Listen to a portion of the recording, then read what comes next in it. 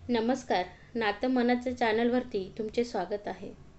तर व्हिडिओ पूर्ण बघा आणि आवडल्यास लाईक करा, शेअर करा आणि चॅनलवरती तुम्ही नवीन असाल आणि ज्यांनी चॅनलला अजून सबस्क्राईब नाही केलं त्यांनी चॅनलला सबस्क्राईब नक्की करा.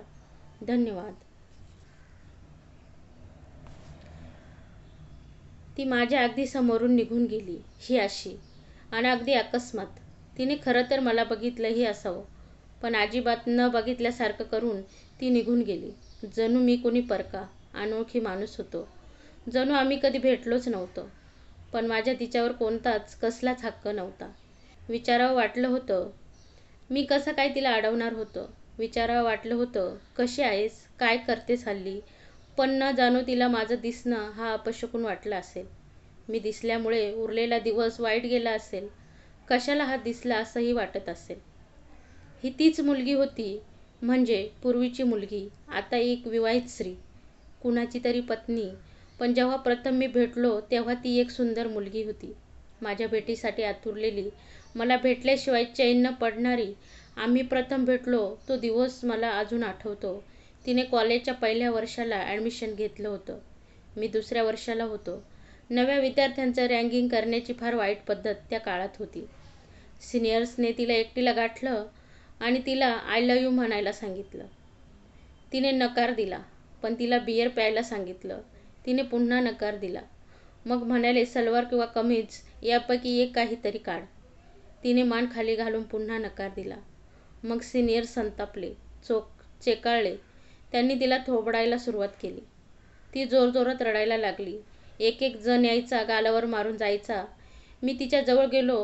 ती संताप, लज्जा आणि अपमानाने थरथरत होती. अश्रू ओघळत होते.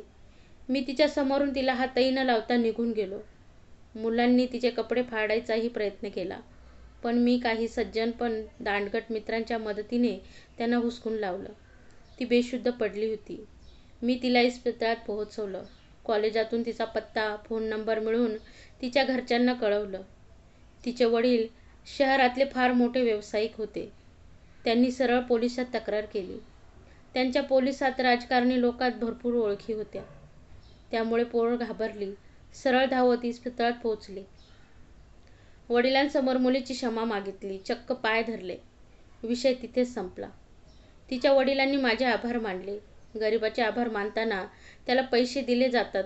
प्रेमाने देतोय, नाही म्हणू नकोस असं म्हटलं जातं. मला तर पैशांची नितांत गरज होती. मी पैसे घेतले. एक कोट्याधीश व्यावसायिक, समाजात मानसन्मान, राजेशाही बंगला, दारात चमचमत्या 4-5 मोटारी, गेटपाशी वॉचमन. हे सगळं बघून खरं तर मी दबून गेलो, पार बुडालो. कॉलेजच्या मुलांना ती कोण आहे हे आधी ठाऊक असतं तर हा प्रकार घडलाही नसता. त्यानंतर मात्र सगळे तिच्याशी व्यवस्थित वागू लागले.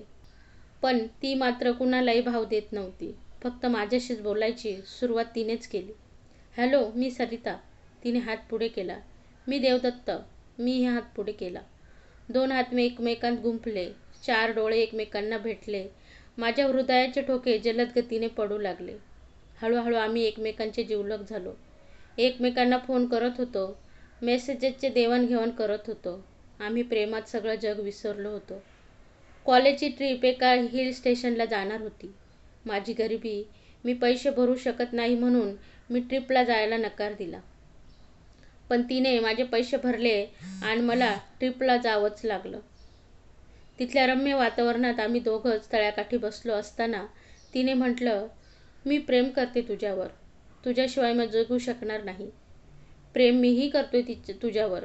पण याचे परिणाम काय होतील याचा विचार केलाय?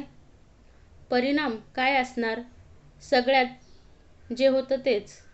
मी फार गरीब आहे. म्हणून काय झालं? तुझ्या वडिलांना विचारून बघ. कमाल करतोस.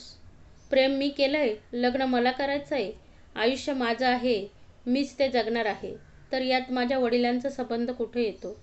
वेडी, तेही वडिलांनाच विचार. ती एकदम चिडली. मी तिला समजावलं. तिचा रुसवा काढला. किती प्रयत्न केले तेव्हा ती खळखळून हसली. स्वच्छ खळखळणाऱ्या गंगेप्रमाणे पवित्र भासली ती मला. त्यानंतर आमचं प्रेम वाढतच गेलं. आमच्या भेटीगाठी वाढल्या. सगळ्या कॉलेजात आमच्या प्रेमाची चर्चा होती. कित्येक मुलं माझ्यावर जळायची. मला तुझ्या घरी घेऊन चल, एक दिवस सरिताने मला म्हटलं. तुझ्या घरातल्यांशी माझी ओळख करून दे. मी एकदम घाबरलोच. माझी गरिबी बघून तिला काय वाटेल? ती माझ्यापासून फारकत घेईल का? घरात विधवा आई आणि लग्नाच्या वयाची असूनही केवळ पैसे नाहीत म्हणून लग्न न झालेली बहीण आहे. 2 खोल्यांचं विटामातीचं घर, वैधव्य, गरिबी, हातबलता यामुळे कायम चिडचिड करणारी आणि कर वाटून बोलणारी आई. तिच्या कष्टामुळे शिकत असलेला मुलगा नोकरी करून पैसा मिळवेल याच एका आशेवर आहे ती आणि मी.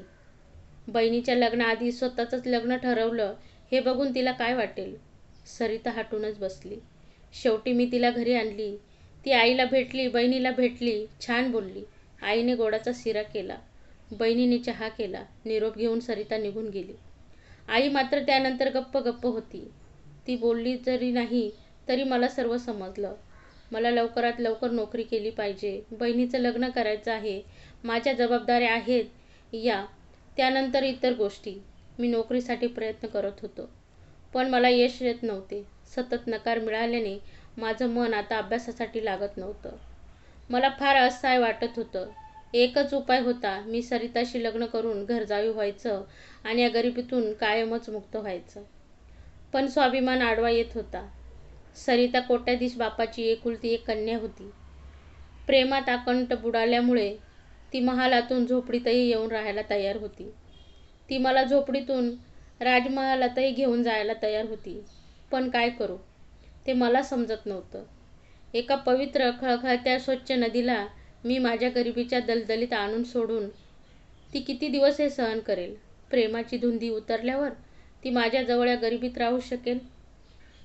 पण तिला इतकं करायला लावण्याचा मला काय हक्क आहे? तिच्या घरी जाऊन घरजावी म्हणून राहू, पण स्वाभिमान तसं करू देत नव्हता. आईचा एकमेव आधार मी होतो. आईला काय वाटेल? तुझी अडचण काय आहे? सरिताने विचारले. मला दोन्ही चालणार आहे. एक तर तू तुझ्या गरिबीतून बाहेर पड, नाही तर मला येऊ दे तुझ्या घरात. मला फक्त तुझी सोबत हवी आहे. गरीब, श्रीमंत, महाल, झोपडी कशानेच फरक पडणार नाही. तू तिथे, मी तुझ्याशिवाय मला महालात स्वस्त नाही. मी गप्प होतो. तू बोलत का नाही? वैतागून तिने विचारलं. काय बोलू? मला थोडा वेळ दे. वेळ तर झपाट्याने पुढे जात होता. कॉलेज संपलं. मी नोकरी शोधत होतो. मला कुठेही कसलीही नोकरी मिळेना. सरिता भेटायची, फोनवर बोलायची. मी खरं तर पार मोडून पडलो होतो आणि सरिताने लग्नाचा शोध दोषात लावला होता. तिच्या प्रेमाचा हक्कच होता तो. सरिताचंही ग्रॅज्युएशन पूर्ण झालं. तिने तिच्या वडिलांशी माझ्या बाबतीत बोलून ठेवलं. मला म्हणाली, बाबांनी घरी बोलवलंय, त्यांना काही बोलायचं आहे. मी त्या अवाढव्य बंगल्यापुढे उभा होतो. आत दांडगी अल्सेशियन कुत्री भुकत होती. मला बघून दरवानाने दार उघडलं. बाहेरच्या हिरवळीचं सरिताचे बाबा चहा घेत होते. मी त्यांना नमस्कार केला. त्यांनी बसण्याची खूण केली. तेवढ्यात नोकर माझ्यासाठी चहा घेऊन आला. मी भेदरून बसलो होतो. आपण किती खुजे आहोत या जाणीवेने मी खूपच नर्वस झालो होतो. त्यांनी दमदार आवाजात विचारलं, काय हवंय? नाही, काहीच नाही. मी कसं बसा बोललो. सरिताशी लग्न करण्याची हिंमत आहे? नाही. घरजावी व्हायची तयारी आहे का? नाही. मग पुढे काय ठरवलंय? मी गप्प. लग्न तू करू शकत नाहीस. तुला नोकरीही मिळत नाही. गरीब घरातल्या जबाबदाऱ्या पूर्ण करता करता आयुष्य संपल तुझे. माझ्या पोरीचं कसं व्हायचं? तू तिला नाही म्हण. उगाचच वेळ घालवून तिच्या आयुष्याचा खेळखंडोबा करू नकोस. मी गप्पच होतो. काय बोलणार? तू तर तुझा आत्मविश्वासही घालून बसला आहेस. हे बघ देव, एक तडजोड सुचवतो. वाटल्यास त्याला सौदा म्हणूयात. मी मान खाली घालून बसलो होतो. त्यांच्याकडे बघण्याचं धाडस होत नव्हतं. माझ्या मित्राच्या कंपनीत तुला सुपरवायझर म्हणून नोकरी देतो. बहिणीच्या लग्नासाठी बिनव्याजी कर्जही देतो. पगार भरपूर आहे. तुझ्या आईला बरं वाटेल. तिचे पांग फेडल्यासारखं होईल. फक्त तुला सरितापासून दूर व्हावं लागेल. मला नोकरी लागली, बहिणीच्या लग्नासाठी पैसे देखील मिळाले. म्हातारी कातवलेली थकलेली आई जरा हसऱ्या चेहऱ्याने बोलू लागली. सरिताला त्यानंतर मी भेटलो नाही. काही दिवस माझी बदली दुसऱ्या शहरात झाल्याने सरिताशी संपर्कच झाला नाही. वडिलांनी तिला सांगितलं की त्याने जबाबदारी आणि प्रेम यापैकी जबाबदारीला अधिक महत्त्व दिलं. त्याला घरजावी म्हणून राहायचं नव्हतं. तेव्हा तू त्याला विसर. आज इतक्या वर्षानंतर सरिता अशी जवळून निघून गेली. पुसटशी ओळखही तिने दाखवली नाही. तेव्हा मी जबाबदाऱ्यांची काय किंमत दिली आहे हे मला जाणवलं. तिच्या मागेच माझा कॉलेजचा मित्र दिसला, रँकिंग मास्टर समर खोत. अरे देव, कसा आहेस? मी बरा आहे. तू कसा? तू सांग. माझं छान चाललंय, मजेत आहे मी. अरे मी कुणा कपाडिया यस नामक व्यक्तीला भेटायला आलोय. ते मनमोकळे हसला. अरे मीच कपाडिया यस, समर कपाडिया. मीच बोलवलंय तुला. मी चकित. कसं शक्य आहे? तू तर समर खोत आहेस. फिरकी घेतोस काय? त्याने मला कॉफी घ्यायला चल म्हटलं. मी एजंट होतो, तो माझा क्लायंट होता. त्याच्याबरोबर जाणं क्रमप्राप्त होतं. समरने कॉफी मागवली. मग मी फॉर्म काढले. त्याला विचारून फॉर्म भरू लागलो. नॉमिनेशनमध्ये सरिता कपाडिया नाव आलं आणि माझा हात थबकला. माझ्या हातावर थोपटत समरने म्हटले, तू नकार दिल्यामुळे सरिता पार बावरली होती. सैरभैर झाली होती. कापलेल्या पतंगासारखी अवस्था झाली होती तिची. मीही मध्यमवर्गीयच होतो. मला थाटामाटाचं श्रीमंतीचं आयुष्य जगायचं होतं.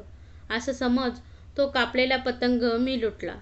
मी तिच्या वडिलांना भेटलो, घरजावी व्हायला तयार झालो. सरिताला प्रेमाने बोलून समजावून नव्याने आयुष्य जगायला उद्युक्त केलं. तिने सावरावं म्हणून आतोनात प्रयत्न केलेत. खरं तर मीही तिच्यावर प्रेम करत होतो, पण ती तुझ्या प्रेमात असल्याने मी गप्प होतो. माझं प्रेम, माझं कष्ट यामुळे ती सावरली. तिच्या वडिलांची अट मान्य करून मी आडनाव आणि जातही बदलली. तिला प्रेमाने जिंकलंच. तिच्या वडिलांची प्रत्येक गोष्ट आज्ञाधारकाप्रमाणे मानून त्यांनाही जिंकलं. आज माझ्याजवळ सरिता आहे. मान सन्मान, पैसा अडका सगळंच आहे. मीच कपाडिया सेठ. तेवढा सरिता तिथे आली. मला बघून म्हणाली, हे इथे कसे? बऱ्याच दिवसांपासून पॉलिसी घ्यायला फोन करत होतो. मी ओळखलं त्याला, पण त्याने मला ओळखलं नाही. सरिता म्हणाली, कसे ओळखणार? तुम्ही तर आडनाव, जात सगळंच बदललं. प्रेमात जात, धर्म काहीच आडवं येत नाही. समर हसला. त्याने सरिताला मारलेला टोमणा सहज पचवला. देव, घरी सगळे कसे आहेत?